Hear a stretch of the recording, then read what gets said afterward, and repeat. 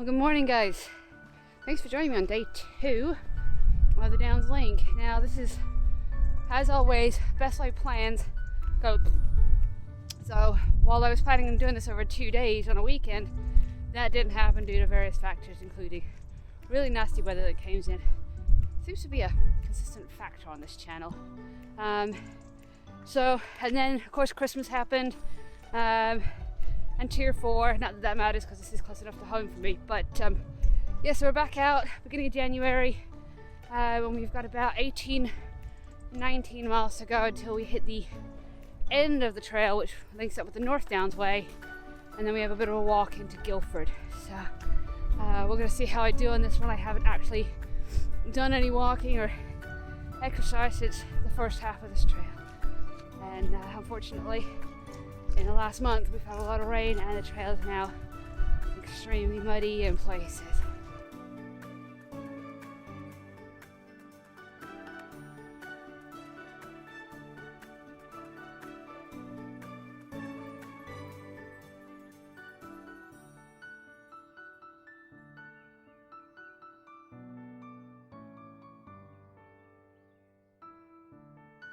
Alright, we've left the town of Christ Hospital and Horsham well behind us, and we are coming up to Steyning, which there's actually a really good pub here. I stopped here first time coming through at the end of the walk. Unfortunately it's 9 o'clock in the morning. It's also COVID and Tier 4, which means nothing's open, so which is unfortunate. I always like to have a beer, you know, at the end of the walk, or sometime around 2 o'clock. It's always quite nice to enjoy that. But anyway, so Steyning is the first place we stop, and then we go through a couple more stations. One is really well preserved, and then we go through Cranleigh, which you can't really see the station on that one. But yeah, so far I've only seen a couple of runners out this morning. It's always a nice thing to get started early and have the trail to yourself, because this, I think, as I mentioned in the last video, can get a very busy trail, bikes and horseback riders and stuff. So yeah, hopefully we'll enjoy this for a while, being quiet, seeing lots of robins, grey squirrels out. I saw a kestrel hovering out there earlier, so not a bad start to the day.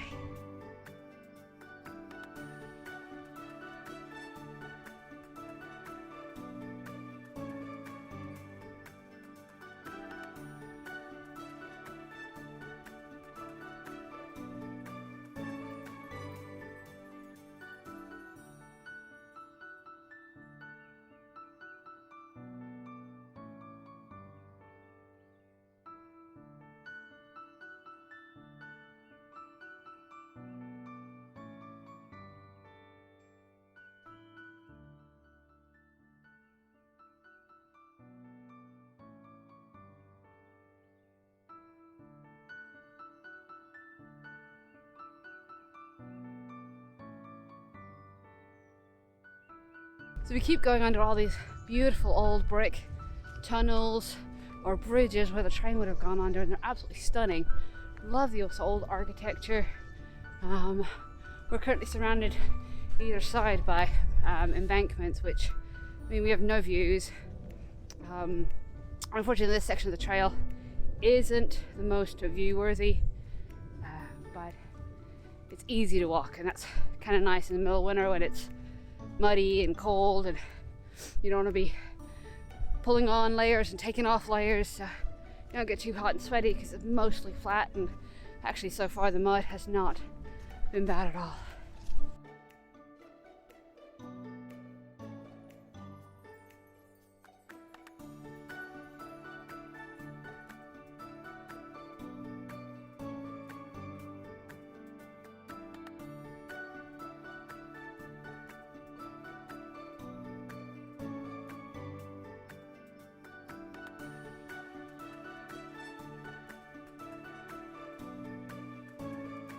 Alright, we're just coming up to the busy A281 for Rudwick. It's unfortunately one of the few major busy road crossings that does not have a bridge. We're just going to wait for traffic here.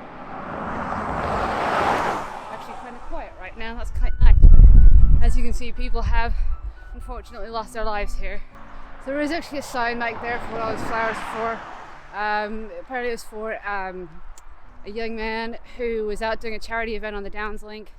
There wasn't enough signage. Now there are the main signs that say roads ahead, but apparently there wasn't enough signage to let him know that there was a busy road, and there is quite a serious downhill slope to the A281, and unfortunately he got hit, run over by a truck, heavy goods vehicle, lorry, whatever you want to call it. So major tragedy. So they're working to put in better signage and self-closing gates, forcing cyclists and horse riders to stop and be aware.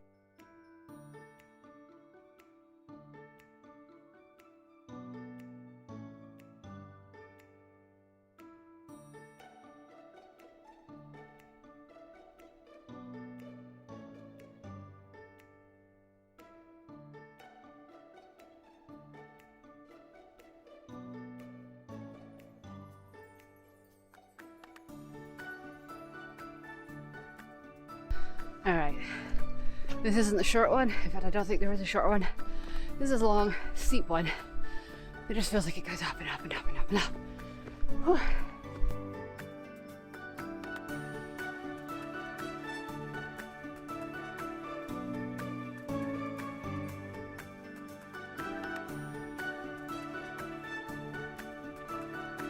So one thing I want to touch base on while I'm out here was that today was not easy to get out and do.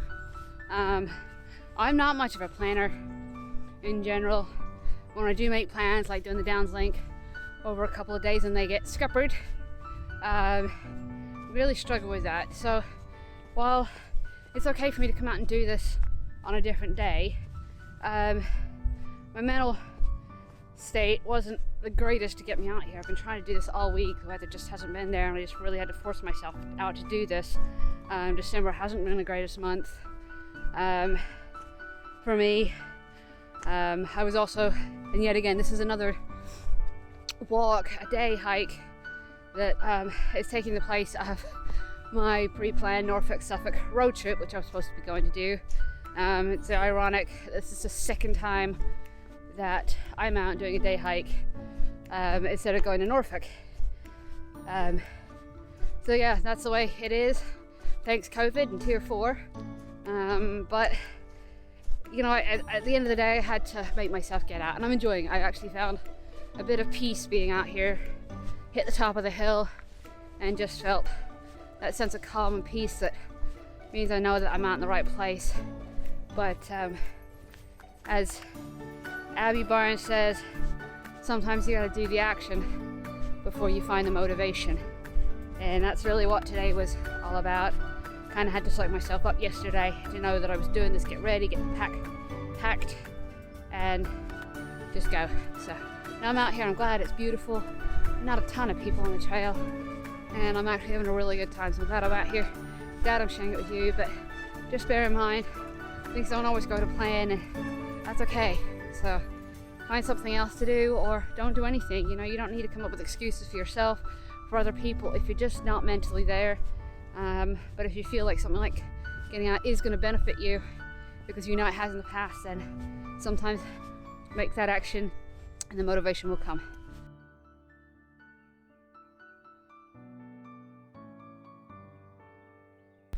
Alright, we are just coming into the town of, or village, Baynard.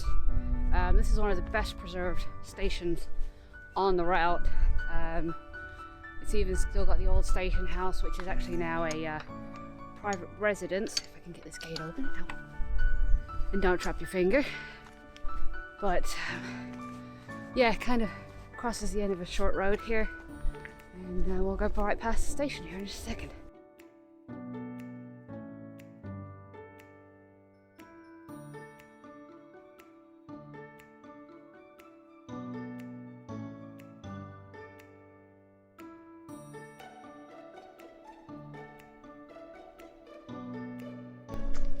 So we got some blowdowns from the big storm we had. I don't even know if it was before or after Christmas at this point. I think right after, so and try and make our way through.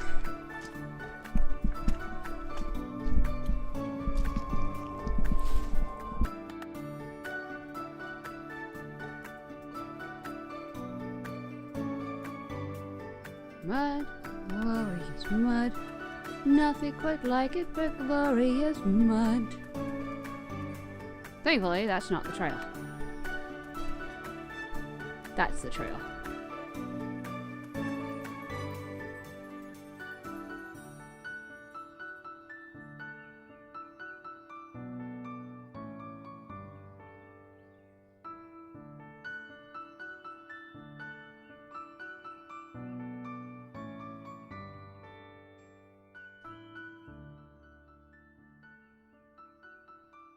Alright, it's going to be fun to get through it. See if I fall.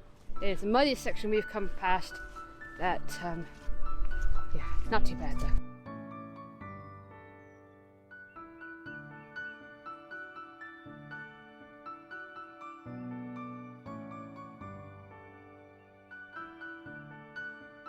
Well, we're about 5-ish miles from the North Downs Way and about 7 miles from the end, but we are just connecting with the River Way.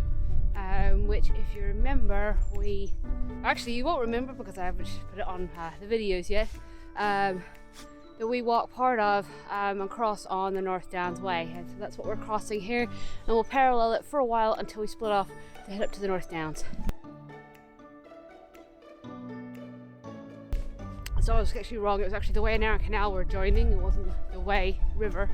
And hopefully you remember, I don't know if you've seen that particular day hike that I did of the Lockswood, Allfold, where we followed the Way and Arran Canal, and also part of it when we did the Hammond's Wood hike, but we're actually joining this, so we're actually seeing yet another part that's in the process of restoration or has been restored, and currently we're on a viaduct or a train bridge that goes over the canal.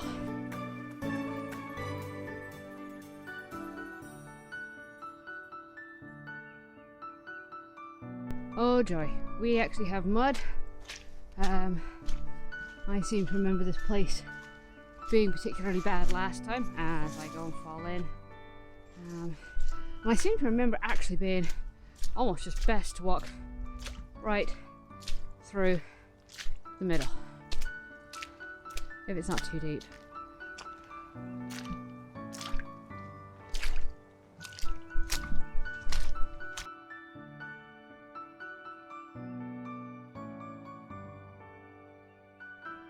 Alright, I can guarantee I'm gonna get muddy here. I'm gonna fall in or something. Although thankfully the side isn't that slippery like some places I've been to. Ooh, made it. Wow. I am impressed with myself. Whew.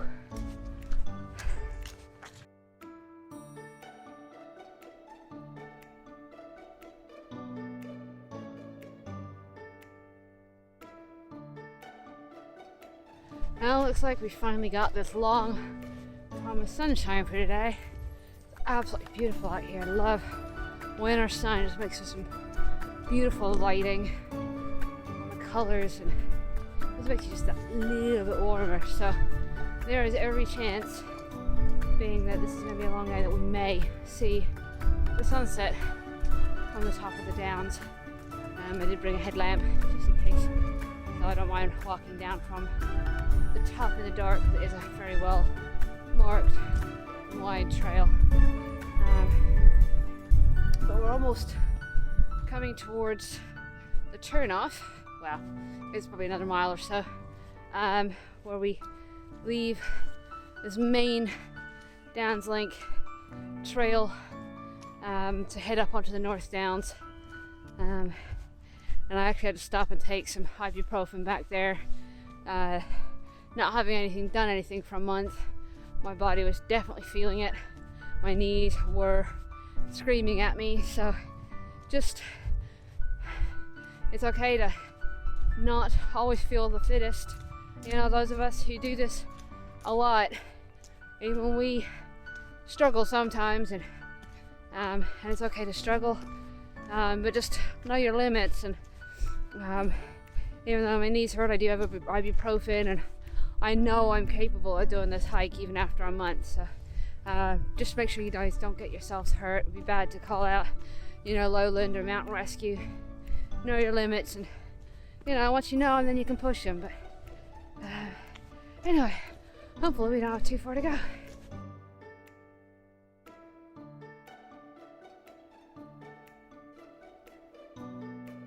Alright, we are just coming into the village of Bramley. I think it is the second to last town that no longer has a station that used to, and that's when we will turn away from the actual old train road and head up to the north now. So it's a little further than I actually thought.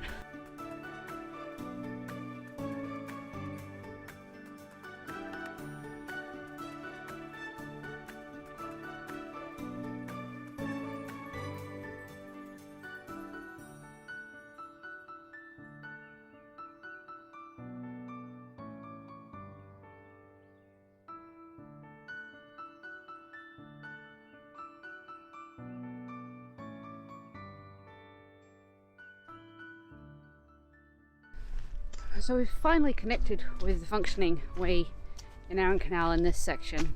We're just about to approach the Tannery Line bridge, and the way it was designed was to allow the horse to cross over when the towpath changed sides. But the important thing about something like this is when it changed sides is it allowed the horse to cross over, not just over the canal, but it also meant that they went up one side, came down the other side, and went back under the bridge to permit the tow rope from not having to be unfastened. So the Tannery Line bridge is also where, even though we just connected with the canal there, the proper canal, it's also where the DownsLink turns away from the river and from the towpath and from the train tracks and heads up onto the North Downs.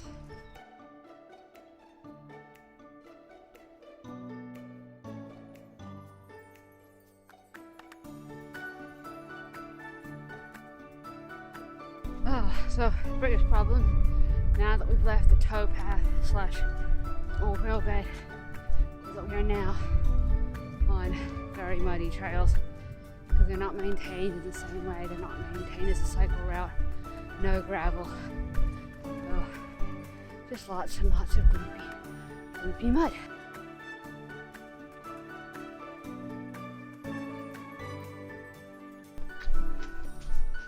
Sometimes you gotta do what you gotta do to stay out of the thick mud.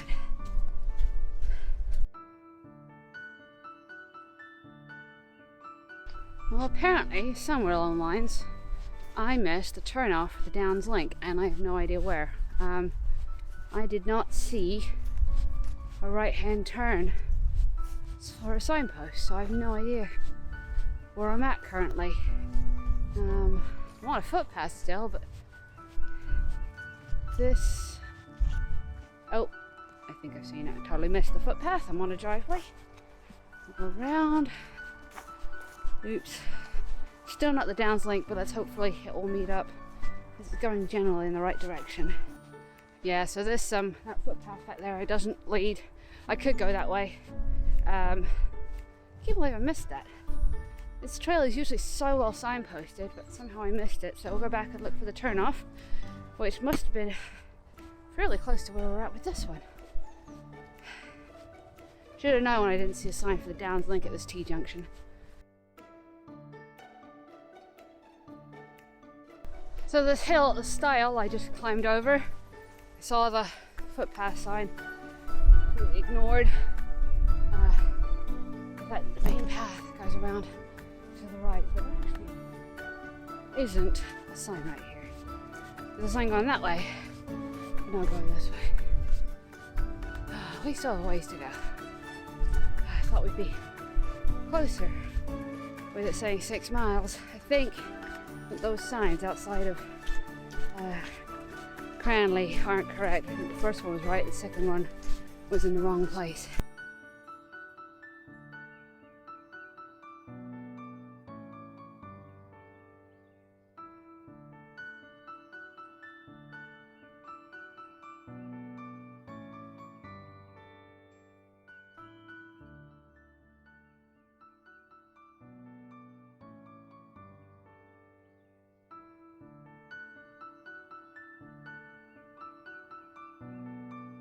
Oh, I like this sign.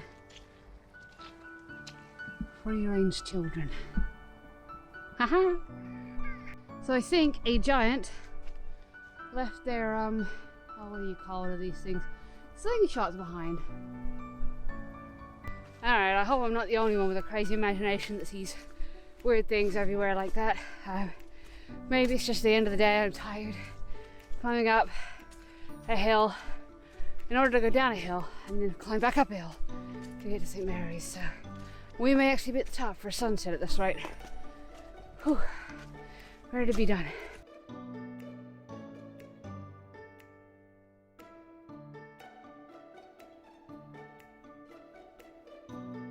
So we're just coming into Blackheath. It's a small area of heathland just south of the Downs. It's absolutely beautiful. Last time I was here, it's all covered in mist and fog. I'll see if I can find a picture of it. It's absolutely stunning. Got a lot more visibility here today. Look at this. This is what we're walking through. Now, of course, this time of year, obviously we don't have the beautiful purple heather, but this is much like the Ashdown Forest that you would have seen in the Vanguard Way. And the nice thing is, the trails are all sandy.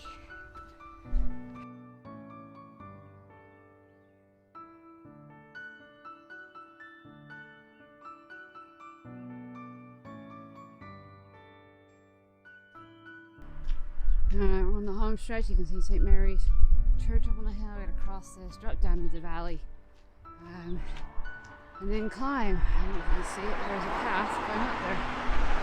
So, busy road, 825.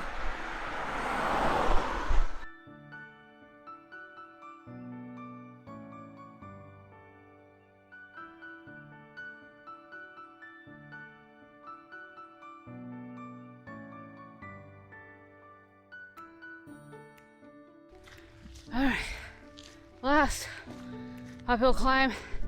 St. Mary's Church is right in front of us on the path I saw going across the hill. I'm not sure if that was it. We're almost done. I unfortunately think it's going to be a little early for sunrise and I am cold. Can't feel my hands. Trying to keep my body at the right temperature, but that also means I don't have the pockets to put my hands in.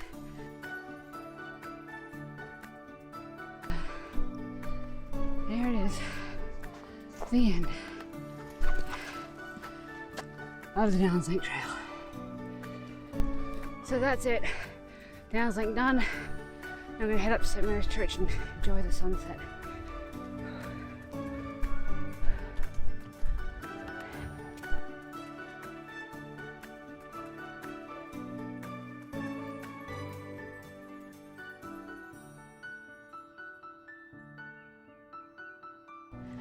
Anyway guys, thanks for watching. Hope you enjoyed this trail. I will be putting out my thoughts and top 10 tips or top 5 tips for this trail. Appreciate you guys watching, and as always, thank you for all your support.